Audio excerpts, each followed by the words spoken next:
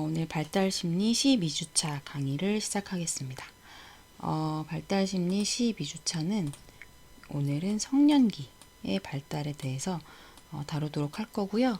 사실 성년기도 뭐 내용이 적지는 않은데 주차가 이제 15주차 안에 다 끝내야 돼서 성년기를 12주차 동안에 빠르게 훑어보고 넘어가야 될 것 같아요. 그래서 성년기는 크게 신체 발달, 인지 발달, 직업 발달, 성격과 사회성 발달, 가족 생활 이렇게 구성이 되어 있습니다. 양이 되게 다뤄야 될 내용이 많죠. 네. 그래서 일단 저번 주 11주차 강의를 좀 다시 떠올려보는 시간을 가질 건데요. 11주차는 우리가 청년기의 두 번째 시간이었고, 교재 443쪽 보시면 청년기의 사회적 관계부터 얘기가 나옵니다. 그래서 청년과 부모의 관계, 청년기 때는 부모와의 관계가 갈등이 생겨날 수 있다라는 거 얘기를 했었죠. 그래서 부모의 갈등, 청년과 부모의 갈등도 배웠고, 이제 이게 청년만의 문제라기보다는 부모도 그때 뭔가 중년의 위기 시기를 겪으면서 그러면서 서로 갈등이 생기는 부분에 대해서 얘기했고요. 그 다음에 청년과 그 부모의 의사소통은 어떤 게 있었어요? 수레바퀴형, 완전 통로형 이 두 가지 얘기했고, 갈등을 줄이는 의사소통 방식으로 나 전달법에 대해서 얘기를 하기도 했죠. 그 다음에 청년과 교우관계. 청년기에는 이런 교우관계나 우정이 매우 중요한 시기입니다. 그리고 이때 또 되게 중요한 게 이성교제. 그리고 성에 관한 태도와 행동이 중요할 수 있죠. 이때 이제 이성관계에서 교제를 통해서 많은 걸 배워서 이걸 토대로 이제 좋은 배우자를 선택해서 결혼할 수 있게 되기 때문에 이때 배우는 이성교제가 중요한 것 같고, 성에 관한 태도와 행동도 좀 안전하지 않은 그런 거를 피할 수 있도록 10대 임신이라던가 성폭력이라던가 이런 것들을 피할 수 있도록 좀 주의를 하는 게 필요한 것 같아요. 그리고 또 이제 청년기에 겪을 수 있는 심리적 부적응, 청소년 비행 두 가지에 대해서 지난 시간에 얘기했었죠. 심리적 부적응은 되게 다양하게 다뤘어요. 우울, 불안, 자살, 또 뭐 배웠죠? 조현병, 성격 장애 이런 식으로 여러 가지 배웠고, 청소년 비행도 요 시기에 주로 나타날 수 있는 비행에 대해서 간단하게 얘기를 했습니다. 그러면 오늘은 성년기인데요. 그래서 오늘 우리 이제 3번의 강의를 하면은 이제 벌써 이번 학기가 끝이 나네요. 그래서 사실은 시작한 지가 또 얼마 안 된 것 같은데 벌써 한 학기가 마무리되는 시점이 돼버렸고, 기말고사는 아직은 구체적으로 제가 공지를 드리지는 않았는데 학교 방침이 더 구체화되면 제가 알려드리도록 하겠습니다. 그럼 이제 성년기로 넘어가는데, 우리가 그 발달심리 이번 학기 수업 초반에 배웠을 때 성년기는 몇 세라고 거기 되었냐면 20세에서 40세까지를 성년기라고 그때 이제 단계 안내를 할 때 얘기가 됐었어요. 근데 이제 성년기라는 건 개인차에 따라서 되게 좀 다를 수 있어요. 그래서 언제 도대체 성년기의 끝이고 언제 성년기의 시작으로 볼 수 있나. 그래서 이거는 문화라던가 사회적 상황이나 각각 개인차가 또 있기 때문에 다를 수 있다는 거죠. 그래서 일단 우리나라에서는 20세를 성인으로 인정을 하죠. 이때부터 너는 성인이야 라고 해서 20살에 장미꽃 20송이 주나요? 향수와 함께 그랬던 기억이 나는 것 같아요. 그런 걸 받아야지 뭔가 내가 좀 괜찮은 사람인 것 같고 막 그런 생각을 했던 것 같아요. 20세에. 어쨌든 우리나라에서는 20세를 성인으로 인정을 하는데 보편적인 어떤 세계적인 보편적 기준으로는 학업을 마치고 경제적으로 독립하고 결혼하고 부모가 되는 요 시기가 돼야 비로소 약간 성년기라고 좀 인정을 하는 것 같아요. 근데 실제 나이로 성인인 거랑 어떤 성숙함이나 이런 거에서 성년기인 거랑은 좀 다른 것 같죠. 그래서 일단 우리는 어쨌든 20에서 40세 정도를 성년기라고 생각하고 이 성년기의 발달을 배워보면 좋을 것 같습니다. 그럼 첫 번째로는 성년기의 신체 발달에 대해서 얘기해 보도록 하겠습니다. 를 들으시는 여러분이 현재 몇 세인지 제가 다 알 수는 없는데 아마 성년기 혹은 중년기에 이제 있으신 분들이 대부분이지 않을까라고 생각을 합니다. 그래서 이제 우리 저번 시간에 배웠던 청년기와 성년기에 모든 신체적인 성장이나 성숙이 거의 완성이 되죠. 사실은 이제 성년기 후반으로 갈수록 이제 성장과 성숙보다도 이렇게 쇠퇴하는 그런 게 나타나는 것 같아요. 그래서 요 성년기 때는 정력, 활력, 신선함, 젊음의 육체적 매력 이런 것들이 특징이 지어지죠. 그래서 진짜 20대 때야말로 제일 활력이나 정력이 넘치는 그런 시기잖아요. 그래서 여러분들이 20대이신 분들은 본인이 그런 때이구나 이렇게 생각하면 될 것 같고 30대인 분들은 20대 때를 이제 떠올려 보시면 혹은 뭐 30대 초반까지도 괜찮은 것 같아요. 네. 그래서 성년기는 신체 상태라던가 신체 수행에 할 수 있는 능력, 체력, 정력, 지구력 이게 절정인 시기다. 뭐 근력은 25세, 30세 사이에 절정이고 30에서 60대 때는 10% 감퇴하기도 한대요. 손의 날렵함이라던가 감각도 이 20대 때 가장 이제 날카롭고 시력도 이때 가장 좋고 그래서 뭐 청력이라던가 이런 것들도 그 25세 이후부터 서서히 감퇴를 한다고 해요. 그래서 어쨌든 이 성년기 때가 가장 절정일 때다. 이렇게 알고 계시면 되고 요거를 이제 신체 기능 쭉 뭐 오감에 대한 거, 근육 골격, 심폐기능, 신경계, 면역체계, 생식기능, 뭐 세포, 신장, 체중, 피부, 모발 쭉 다 해서 변화의 시작 시기가 이렇게 나와요. 변화의 시작 시기라는 거는 뭔가 좀 능력이 감퇴되는 뭐 시각의 경우에는 원시가 생긴다거나 뭐 후각도 냄새 구분 능력이 감소한다거나 근육도 근육 조직의 상실이 일어난다거나 이런 식으로 뭔가 좀 감퇴가 일어나는 그 시기의 시작 시기가 여기 이렇게 나와 있어요. 그래서 이거는 제가 하나하나 다 말하기엔 좀 너무 많고 여러분이 교재에도 나와 있는 거니까 교재는 482쪽에 나와 있어요. 그러니까 교재를 참고하시면서 한번 읽어보시면 될 것 같습니다. 이제 건강과 질병인데요. 일단 성년기에는 건강의 상태도 이때가 최상이라고 합니다. 그래서 이때는 사실 병에 잘 물론 걸리는 사람도 있지만 뭐 좀 걸리더라도 감기나 뭐 독감이나 이런 것도 다 걸렸다가도 금방 잘 낫기도 하고요. 그리고 좀 우리가 중한 질병이라고 생각하는 그런 질병들에는 요 성년기 시기에는 잘 많이 나타나지 않죠. 그래서 저도 사실 실비보험을 아주 최근에 가입을 했어요. 네, 이제 중년기를 맞이하면서 가입을 했는데, 성년기 때는 제가 병원에 거의 안 가니까 1년에 그러니까 보험 가입하는 게 되게 아깝다고 생각을 했었는데 중년기가 다가오니까 실비보험을 꼭 가입해야 되는구나 이렇게 알게 된 것 같아요. 네. 이때 18세에서 44세의 10% 정도만이 이런 좀 심각한 질병에 걸리게 된다고 하고요. 만성 질환이나 손상 때문에 생활 제한을 받는 사람은 1%도 되지 않는다고 합니다. 그래서 이제 건강과 영양 요인에 대해서 이제 얘기를 해보면 건강이라는 것은 완전한 신체적, 정신적, 사회적 안녕 상태.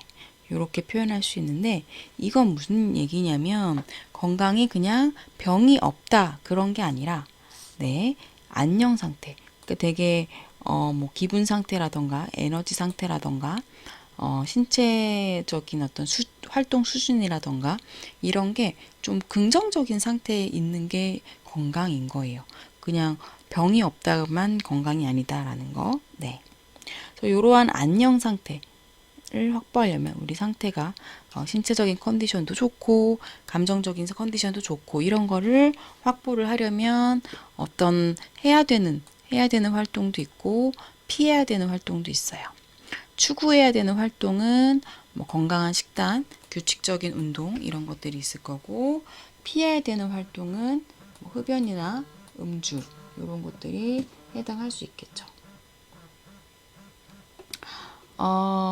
네, 여러분도 내 스스로가 안녕 상태인지 아닌지 한번 체크를 해보시고 어떤 활동을 추구해야 될지, 어떤 활동을 피해야 될지 생각해 보시면 좋을 것 같아요. 이 건강 상태에 영향을 미치는 요인들은 여기서 이제 음식물, 운동이 나오고 뒤에 이제 세 가지가 더 나오게 되는데, 일단 네 가지인가? 네 가지인 것 같아요. 맞아요, 네 가지. 음식물은 사실 엄청 중요하죠. 근데 이것도 저도 사실 20대까지는 30대 초까지도 내가 이 음식 먹는 거에 진짜 신경 안 썼어요. 그냥 먹고 싶은 거 먹고, 뭐 성분이라던가 이 음식이 나에게 어떤 영향을 미칠까 이런 생각 하나도 안 하고 그냥 좋아하는 거 먹고 이랬는데, 요새는 내가 무엇을 먹는지, 심지어는 그게 어떤 성분으로 이루어졌는지 이런 것까지도 제가 신경을 쓰게 되더라고요. 아무래도 이제 신체적인 약간의 그런 쇠퇴를 느끼면서 네, 음식물을 더 중요하게 생각하게 된 것 같아요. 그래서 무엇을 먹는지는 사실 뭐 비만이냐 아니냐 뿐만 아니라 그 사람이 생기 있어 보이냐 아니냐 등등 외모나 신체적 느낌, 또 질병을 극복하고 이런 거에 중요합니다. 그래서 이제 비만은 우리가 음식물을 되게 뭐 먹는 양도 그렇지만 어떤 걸 먹느냐에 따라서 비만이 올 수 있잖아요. 그래서 고혈압, 심장질환, 암 이런 성인병이 유발될 수 있고, 이런 것들로 인해서 수명도 단축이 될 수 있죠. 그래서 우리가 보통 과체중은 정상 체중보다 10% 이상이면 과체중이라고 하고, 정상 체중보다 20% 이상 체중이 많이 나가면 그때 이제 우리가 비만이라고 합니다. 비만도 사실은 비만인 것 자체로도 스스로 스트레스 받을 수 있지만 건강, 질병 이런 거에 영향이 크기 때문에 좀 주의를 해야 되는 게 필요가 있는 것 같아요. 또 이제 우리가 사람들이 되게 무서워하는 질병 중에 하나가 암이잖아요. 치료도 어렵고 치료하는 과정도 힘들고, 그러니까 이제 암을 되게 어려워하는데, 암 발생률을 높이는 음식도 있대요. 예를 들면 뭐 유방암은 고지방식이 영향을 미친다거나, 식도암이나 위암은 절인 생선, 훈제 생선 이런 것들이 영향을 미친다고 합니다. 네. 그리고 암 발생률을 낮추는 음식물도 있는데, 고섬유질 과일 및 야채와 곡물, 비타민 A와 C가 함유된 감귤, 녹황색 야채, 그리고 양배추과의 야채들, 이런 것들이 암 발생률을 또 낮춰주기도 한다고 하네요. 그래서 우리가 이제 우리가 뭘 먹는지도 좀 많이 신경을 쓰면 좋을 것 같아요. 그리고 운동은 규칙적인 운동이 중요하다는 거는 사실 너무 많이 들어서 다들 알 텐데, 이걸로 우리가 정상 체중도 유지할 수 있고, 근육 단련시키고, 심장과 폐도 튼튼히 하고, 혈압도 낮추고, 그리고 심장마비, 암, 골다공증을 예방할 수 있다고 합니다. 이렇게 써놓으니까 무슨 심장마비에 좋다 이것처럼 보일 수 있지만 그게 아니라 여기 이렇게 슬래시로 생각하시면 될 것 같아요. 그 다음에 이제 흡연과 음주가 나오는데요. 흡연과 음주는 워낙 그 건강에 좋지 않다는 걸 많이 얘기 들어보셨죠. 이렇게 수많은 여러 가지 암에 흡연이 영향을 많이 미친다 말고도 위장의 장애라던가 심장마비, 기관지염, 폐기종 등등 호흡기 질환에도 관련되고, 사람들이 왜 이 니코틴에 중독이 되냐, 이제 니코틴이 흥분제이면서 진정제 역할을 하기 때문이래요.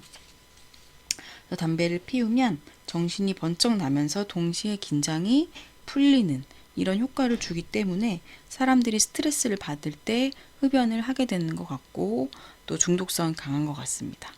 하지만 흡연은 이제 건강상 매우 좋지 않고, 특히 요새는 간접 흡연에 대해서도 많이들 이야기를 하시죠. 네, 간접 흡연도 특히 아이들에게는 매우 좋지 않기 때문에 우리가 주의를 해야 될 것 같고, 그리고 또 임신 중 흡연도 매우 안 좋죠.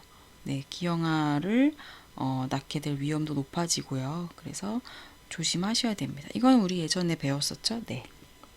그다음에 음주. 음주 원인은 음주 술 왜 마시나요? 여러분들 술 좋아하세요? 네, 저는 좋아하는 편인데 음주의 원인은 불안이 감소되고 또 인생이 이제 술 마시면서 사람들이랑 수다도 떨고 맛있는 것도 먹고 이러면서 이제 즐거움을 더할 수가 있고요. 그리고 이제 골치 아픈 문제가 있을 때 사실 술을 마신다고 이게 해결되지는 않죠. 해결되지는 않지만 잠깐 잊어버릴 수 있어서 잠깐 도피할 수 있어서 그래서 이제 사람들이 음주를 하는 것 같아요.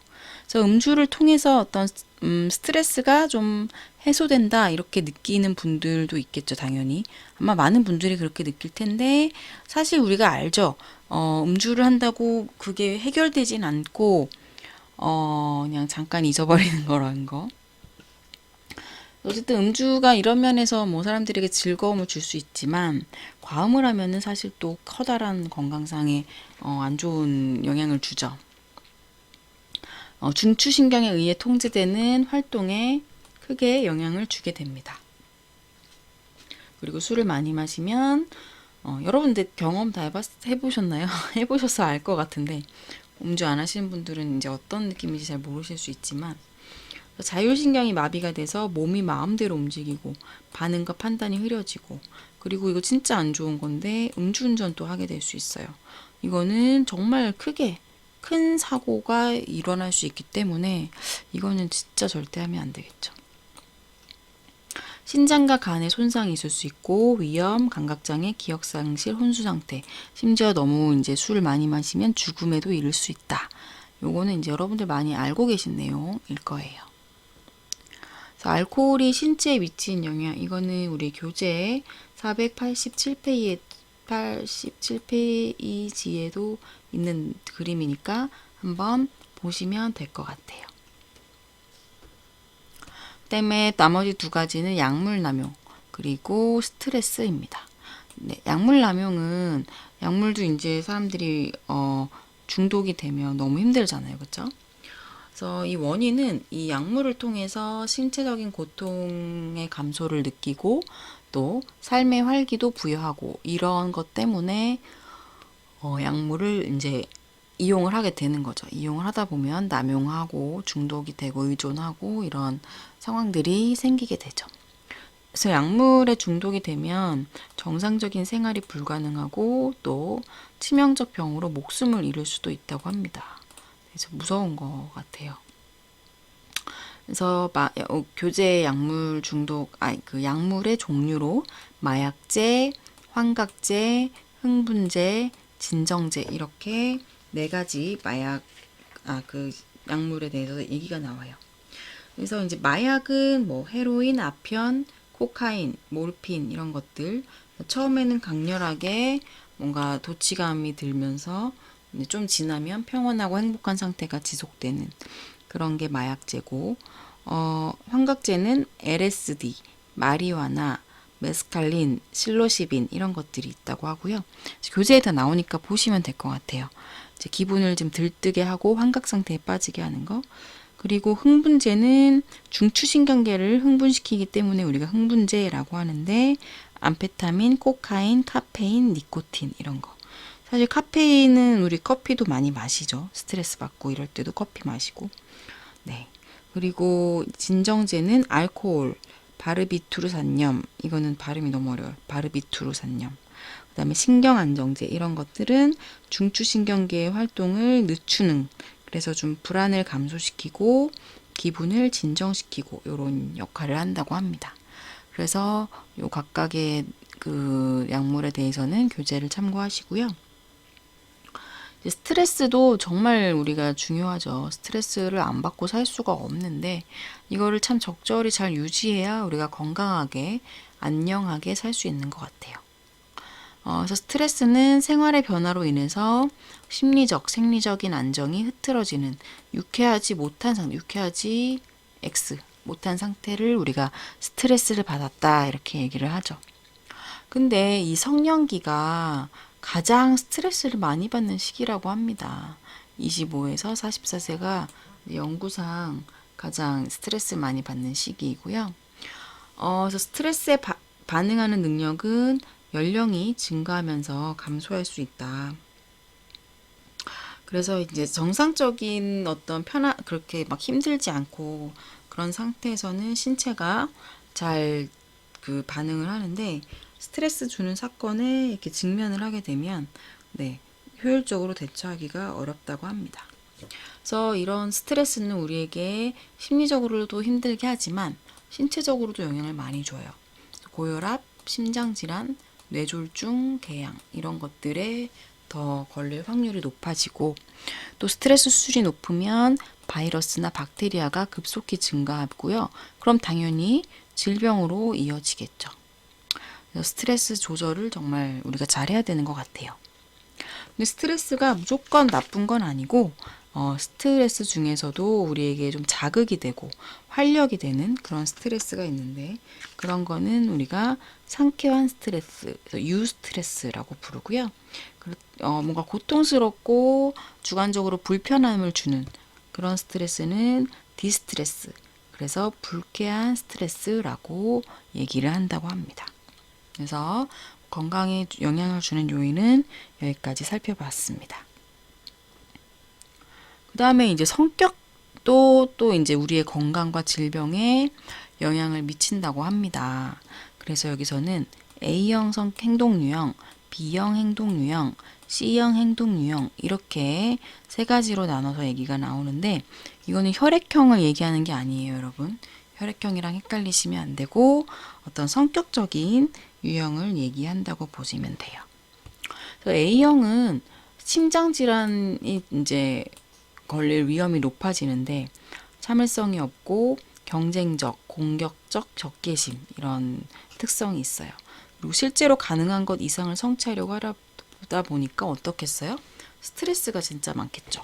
그리고 막 분노나 이런 것들 조절이 잘 안 돼서 이거 잘못 쓴 것 같은데, 노피에피네프린이 아니라 뭐죠? 노르에피네프린. 네, 노르에피네프린. 발음이 너무 어려워요. 노르에피네프린, 아드레날린 이런 호르몬이 과도하게 분비가 되면 관동맥 안쪽에 손상이 일어날 수도 있고 콜레스테롤 침전도 촉진될 수 있어요. 그리고 이제 교재에 좀 더 얘기가 나오는데, 심장 리듬이 비정상적일 수 있고 심장 박동수 증가한다거나 고혈압 원인이 된다거나, 그래서 이런 A형 유형들이 건강에 좀 적신호가 올 수 있다. 그래서 우리가 A형 유형인 분들은 조심을 좀 해야 되겠죠. 그리고 분노 조절이나 이런 것도 훈련을 하는 게 필요할 겁니다. B형 행동 유형은 A형이랑 좀 반대되는 거예요. 여유 있고 태평스럽고 서두르지 않는 사람들. 이 사람들은 되게 현실적으로 대응하는 거예요. 그러니까 자기가 생각했을 때 불가능한 건 시도하지 않는다. 이 그림이 재밌어서 갖고 왔는데, A형의 행동 유형인 사람들은 산이 여기 있으니까 오른다는 거고, B 유형은 산이 여기 있으니까 여기서 유유자적한 시간을 보내는 거죠. 네. 요새는 C형에 대한 얘기도 나오는데, C형 좀 무서운 게 각종 암에 잘 걸림 이렇게 돼서 좀 무서운 것 같아요. 이 사람들이 내성적이고 완고하고 불안 조절을 많이 느끼고 또 감정 표현이 적고, 이런 사람들이 C형 행동 유형이라고 합니다. 그래서 여기까지 우리가 신체 발달과 관련된 내용들을 얘기를 했고요. 그 다음에는 이제 인지 발달 얘기를 하도록 하겠습니다.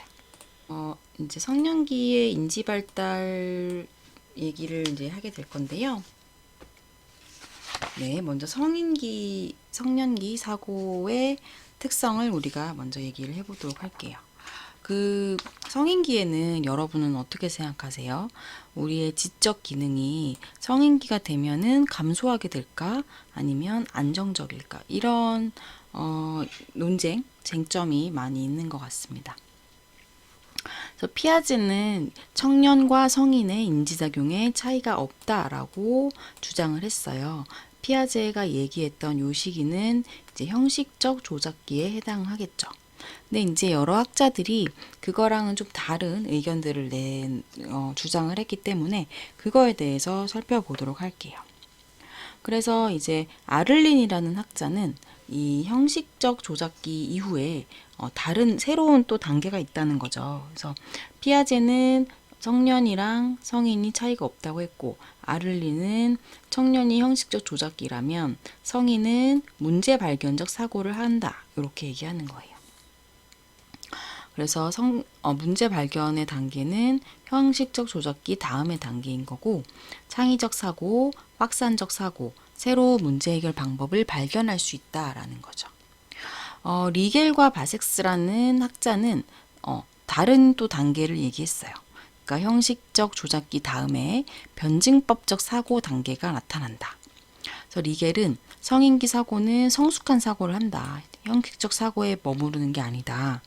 그래서 비일관성, 역설, 모순 이런 것들을 잘 감지할 수 있고 정과 반으로부터 합을 이끌어낸다. 이게 정반합은 사실 변증법에서 나오는 말이니까 여러분들 들어보셨죠? 네.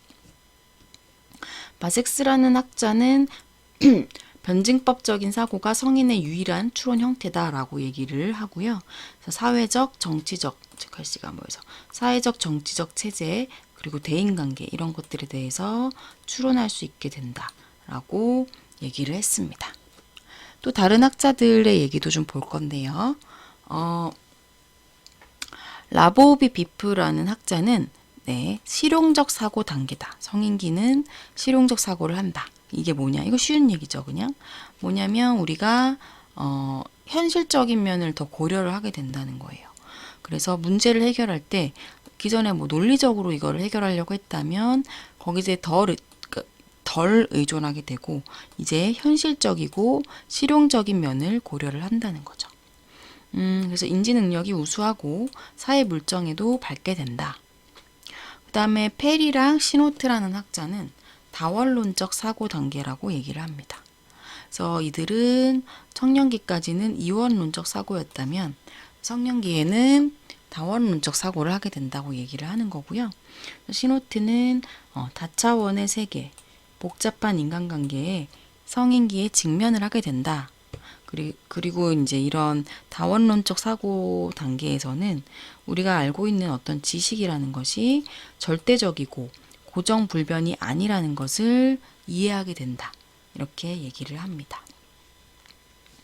그리고 이제 샤이라는 학자는 이 앞에 얘기한 학자들처럼 어떤 사고 단계 하나를 얘기한 게 아니라 성인기 인지발달 단계를 아예 제시를 했어요. 몇 단계로? 5단계로. 네. 우리 발달 심리는 참 단계가 많이 나오죠. 네. 그래서 많이 헷갈릴 수 있죠. 그래서 이 샤이는 어떻게 얘기했냐면 형식적 조작적 사고를 막 뛰어넘진 않는다. 하지만 지식을 실생활에 적용할 수 있게 되는 게 성인기의 특성이다 라고 얘기했고요.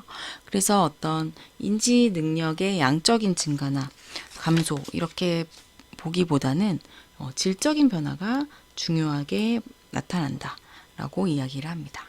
샤이의 5단계를 한번 보면 이렇게 되어 있어요. 습득 단계, 성취 단계, 그리고 책임 실행 단계, 그리고 재통합 단계.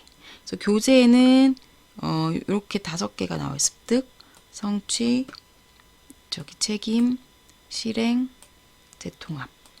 요거는 교재랑은 좀 다르게 재조직 단계와 유언 단계 이렇게 더 추가가 되어 있죠. 네. 그래서 요 내용은 여러분이 책에서 하나하나 읽어보시면 될 것 같아요. 시간이 좀 부족해서 제가 하나하나 설명은 하지 않고 넘어가도록 하겠습니다. 그래서 요거를 이제 표로 이렇게 정리를 해 놓은 거예요. 방금 제가 쭉 설명한 거를 이제 이 표가 더 보기 좋은 것 같아요. 물론 이 표도 교재에 나와 있어요. 495페이지에 보면은 이 표를 보실 수가 있고요. 그래서 이 학자들별로 피아제는 청년기가 형식적 조작적 사고라고 했죠.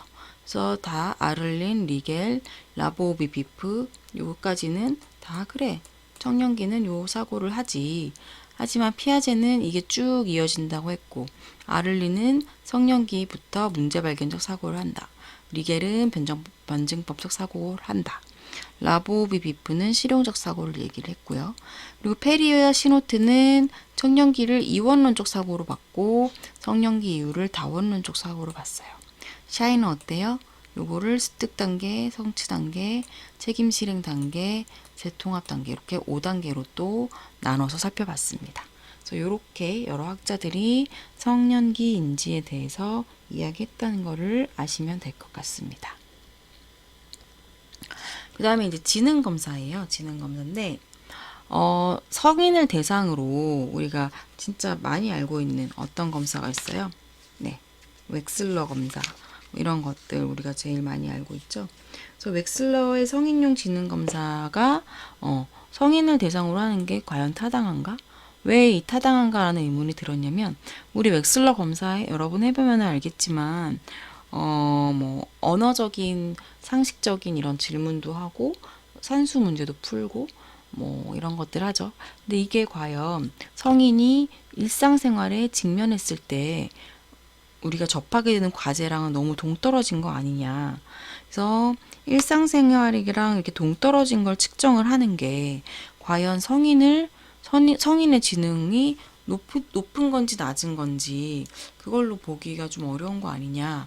그렇게 이제 의문이 제기가 되는 거죠. 그게 바로 우리가 이제 타당도 중에서도 생태학적 타당도라고 이야기하는 부분입니다. 그래서 왜 이런 이제 의문이 생겼냐. 지능이라는 건 사실 어떻게 볼 수 있냐면 자신의 환경에 성공적으로 적응하는 거라고 볼 수 있어요. 그렇다면 성인이 자기 환경에 성공적으로 적응하는데 필요한 거를 측정을 해야지 성인의 지능이 더 타당하게 나올 수 있는 거잖아요. 그래서 이런 쟁점이 있는 거고요. 네. 그래서 지능이 나이가 들면서 학업 문제에서 일상적 문제에 대처하는 걸로 변화하는 거예요. 왜냐면 성년기 전에는 주로 이제 학업 문제에 대처할 일이 더 집중이 됐었잖아요. 네. 이제 성년이 되면은 그렇지 않은 경우가 더 많으니까. 그리고 이제 대부분 이렇게 얘기를 합니다. 성인의 지적 능력은 연령과 함께 증가는 할 수 있다. 지적 능력이 계속 증가할 수 있지만 기억력은 감퇴할 수 있다. 이렇게 얘기 많이 되고 있고요. 그리고 전통적인 지능 검사는 구성적 지능 측정에 집중되어 있다. 하지만 경험적, 상황적 지능은 전통적 우리가 많이 알고 있는 그런 지능 검사로는 평가가 어렵다. 이런 얘기들이 나오고 있습니다. 이런 상황을 기본으로 알고 뒤에 내용을 좀 보시면 좋을 것 같아요. 제가 여기에도 써놨는데 성인기의 지적 능력이 감소하는가 증가하는가 여러분들은 어떻게 생각하시는지 모르겠네요. 그래서 이제 혼과 카텔이라는 학자가 나옵니다. 혼과 카텔이 뭘 얘기하냐면 결정성 지능, 유동성 지능 이렇게 얘기를 해요. 그래서 결정성 지능은 우리가 학교 교육에서 배우는 그런 것들 학습 경험 여기에 의존하는 정신 능력이고요. 유동성 지능은 우리가 배워서 지능이 높아진 게 아니라 그냥 우리가 가지고 태어난 지능이라고 보시면 돼요. 그래서 유동성 지능은 생물학적으로 결정이 되고 뭘 경험하거나 학습하고 이런 거랑은 좀 무관한 거예요. 그래서 유동성 지능 요거는 타고난 지능은 10대 후반의 절정이고요. 성년기가 되면 이제 감퇴가 되는 거죠. 네. 하지만 우리가 성년기, 성인기 이후에도 계속해서 교육하고 학습하고 여러분들처럼 그렇게 하면 학습으로 인한 결정성 지능은 우리가 노년기, 생애 말기까지 돼도 계속 증가하게 된다고 합니다. 그리고 딕슨과 발테스라는 학자는 이제 요거랑 좀 유사하게 기계적 지능, 실제적 지능 이런 개념을 언급을 했는데 요것도 교재에서 한번 읽어보시면 될 것 같아요. 그래서 요 이미지는 교재에 나온 그래프인데요. 요 초록색이 결정성 지능이고 요 파란색이 유동성 지능입니다. 유동성 지능은 쭉 증가하다가 성인기 되면서 감소하기 시작하고 결정성 지능은 점점 이렇게 더 증가할 수 있다는 거죠. 네. 그리고 성인기 지능에 성차가 있다라는 또 얘기들이 있어요. 그래서 요거는 뭐 쉬운 내용이니까 여러분들 읽어보시면 될 것 같아요. 어쨌든 시애틀 종단 연구 보면 남성이 우세한 지능들이 있고 또 여성이 우세한 지능들이 있는데 결정성 지능은 남성이 더 일찍 감소하고 유동성 지능은 여성이 더 일찍 감소한다. 이런 연구 결과가 있어요. 하지만 이게 모든 문화에서 보편적인 현상은 아니라는 거. 그리고 창의성과 연령 부분에서는 가장 생산적이고 창의적인 업적은 30대에 가장 많대요. 하지만 80%가 50세 전이니까 30대 이후에도 우리가 충분히 창의적인 활동을 할 수 있다. 이렇게 보시면 될 것 같고요. 그다음에 네, 이제 인지 발달까지 서둘러서 진행을 했고 다음 영상에서 직업 발달부터 다루도록 하겠습니다.